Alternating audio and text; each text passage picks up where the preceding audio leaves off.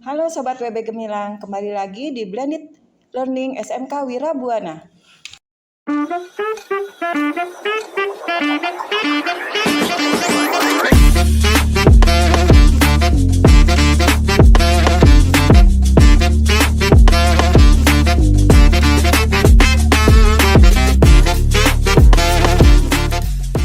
Perkenalkan, nama saya Ibu Sandri Rahayu, saya mengajar produktif akuntansi.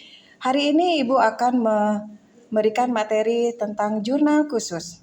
Dalam hal ini, Ibu akan mempelajari tentang akuntansi perusahaan dagang, ya, capaian pembelajaran yang akan kalian dapatkan yaitu menerapkan prinsip dan prosedur pencatatan transaksi keuangan perusahaan dagang.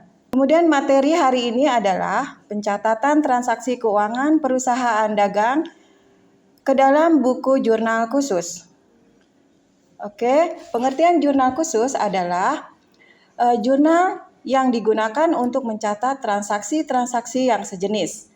Ya, di dalam perusahaan dagang yang lingkupnya lebih besar pasti memerlukan buku-buku jurnal khusus. Mengapa? Karena di dalam perusahaan dagang itu terjadi transaksi-transaksi yang berulang.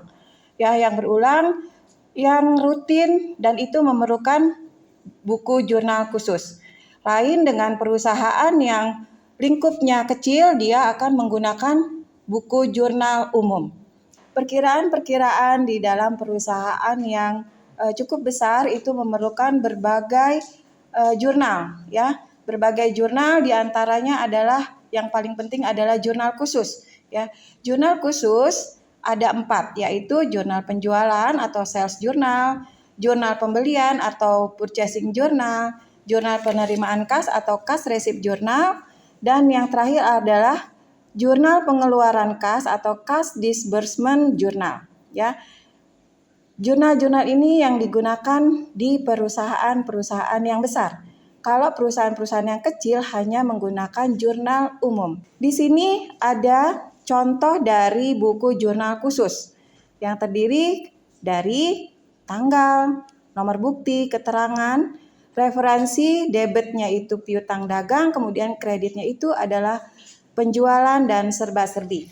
Ya, di bawahnya ada keterangan bahwa jurnal penjualan yaitu jurnal khusus yang digunakan untuk mencatat penjualan barang dagangan dengan syarat kredit atau penjualan secara kredit, yaitu penjualan yang menimbulkan hak tagihan kepada pelanggan. Jadi dalam jurnal ini timbul tagihan kita atau piutang kepada pihak ketiga. Terangan dari buku jurnal pembelian, buku jurnal khusus pembelian, ya. Buku jurnal khusus pembelian terdiri dari tanggal, nomor bukti, keterangan, referensi, debitnya terdiri dari pembelian dan serba-serbi, kemudian kreditnya terdiri dari utang dagang. Jurnal pembelian atau purchasing journal yaitu jurnal khusus yang digunakan untuk mencatat pembelian barang dagangan dengan syarat kredit, artinya pembelian secara kredit, yaitu pembelian yang menimbulkan hutang kepada pemasok serta pembelian kredit selain barang dagang. Ya, jadi setiap pembelian atau purchasing ini akan menimbulkan hutang, ya, akan menimbulkan hutang. Untuk itu dicatat di buku jurnal khusus pembelian. Selanjutnya yang ketiga adalah buku jurnal khusus penerimaan kas atau cash receipt journal. Cash receipt journal adalah jurnal khusus yang digunakan untuk mencatat seluruh penerimaan kas bank dari debitur, bunga, sewa maupun penjualan tunai. Ya, jadi kalau penerimaan kas ini kasnya tentunya bertambah dicatat di debit dan penjualannya dicatat di kredit atau piutangnya kalau secara kredit. Baik, selanjutnya buku jurnal khusus pengeluaran kas, ya, atau disebut juga cash disbursement, yaitu jurnal khusus yang digunakan untuk mencatat pengeluaran kas baik untuk membayar utang kepada pemasok, membayar gaji pegawai maupun pembelian secara tunai. Di debitnya adalah utang, pembelian dan serba-serbi, kemudian di kreditnya adalah kas dan potongan pembelian. Akuntansi penjualan. Dengan adanya jurnal-jurnal khusus tersebut, tentunya ada transaksi-transaksi yang harus dijurnal ke dalam buku jurnal tersebut. Ya, misalnya di sini ada penjualan secara tunai. Ya, kita bisa lihat transaksinya di sini menjual barang dagangan secara tunai seharga 500.000. Berarti jurnalnya adalah kas pada penjualan. Ya, kasnya bertambah 500.000 di debit, penjualannya juga bertambah di kredit sebesar 500.000. Ya, nah, jurnal di atas dicatat di dalam buku jurnal penerimaan kas atau buku jurnal khusus penerimaan kas. Selanjutnya, untuk transaksi penjualan kredit ini akan dicatat di buku jurnal khusus, yaitu buku jurnal penjualan.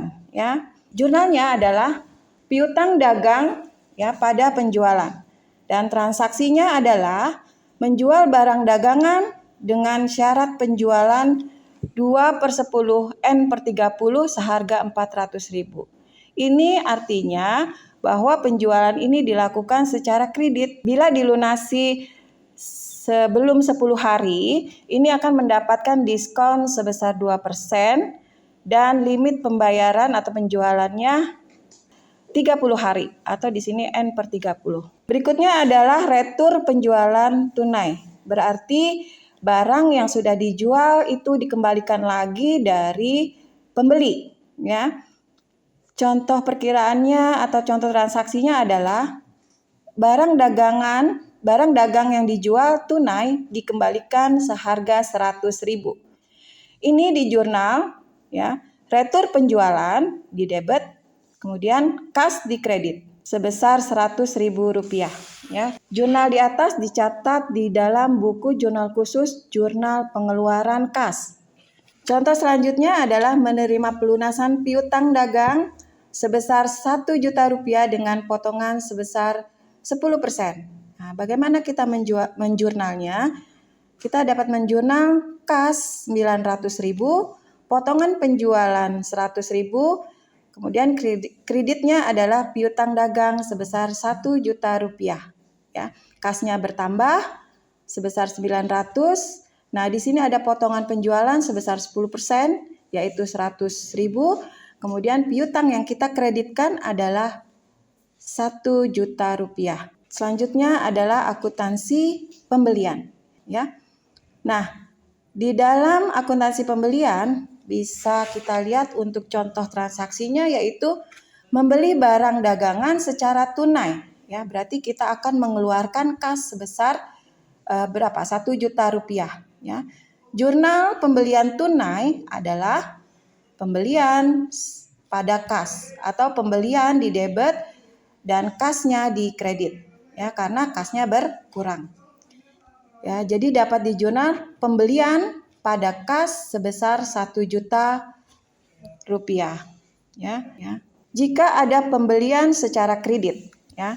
Contoh transaksinya adalah dibeli barang dagang dengan syarat 2/10 N/30 sebesar Rp1.000.000. Nah, kembali ya, kalau ada syarat pembayaran seperti ini berarti ini pembeliannya secara kredit, ya. Kemudian dapat di jurnal seperti pembelian di debit sebesar Rp1.000.000 dan utang dagang di kredit sebesar Rp1.000.000. Pembelian secara kredit berarti jurnalnya pembelian pada utang, ya, atau pembelian debit dan utang dagang kredit sebesar Rp1.000.000. Baik, selanjutnya adalah jurnal retur pembelian tunai. Apabila ada barang yang dibeli secara tunai, ya, dikembalikan, ya, itu akan dijurnal seperti ini, ya. Kas akan bertambah sebesar 100.000. Kemudian retur pembeliannya akan bertambah sebesar 100.000 juga dicatat di kredit. Baiklah, ada catatan di bawahnya. Jurnal di atas dicatat dalam buku jurnal penerimaan kas ya, karena kita menerima kembali. Apabila kita membeli barang dagangan seharga 600.000 dengan potongan 5%. Ya, bagaimana jurnalnya?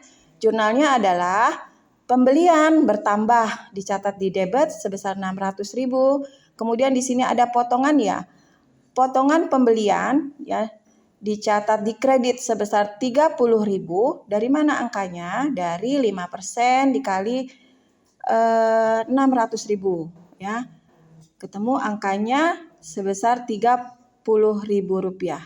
Kemudian karena ini membeli, berarti kas kita berkurang. Kas berkurang dicatat di kredit ya, 570. Nah, kenapa 570? Kasnya berkurang karena ada potongan pembelian sebesar Rp30.000 ya. Jurnal di atas dicatat dalam buku jurnal khusus pengeluaran kas. Baik, selanjutnya ada contohnya membayar utang dagang sebesar 600.000 dan ada potongan pembelian sebesar 5%. Bagaimana jurnalnya? Ya, karena ini membayar utang dagang, otomatis utang dagangnya di debit ya sebesar 600.000. Kemudian ada potongan pembelian 30.000. Kemudian kasnya berkurang sebesar 570.000 ya. Kenapa kasnya hanya 570? Padahal utangnya adalah 600 karena ada potongan pembelian, jadi akan mengurangi jumlah utang yang dibayarkan oleh kita ya. Jadi kita hanya membayar atau hanya mengeluarkan kas sebesar 570. Baik, nah jurnal ini atau jurnal di atas dicatat dalam buku jurnal khusus pengeluaran kas. Selamat belajar ya. Itu saja yang Ibu bisa berikan materi untuk jurnal khusus. Silakan dipelajari kembali dan next ada pertanyaan untuk jurnal khusus. Terima kasih.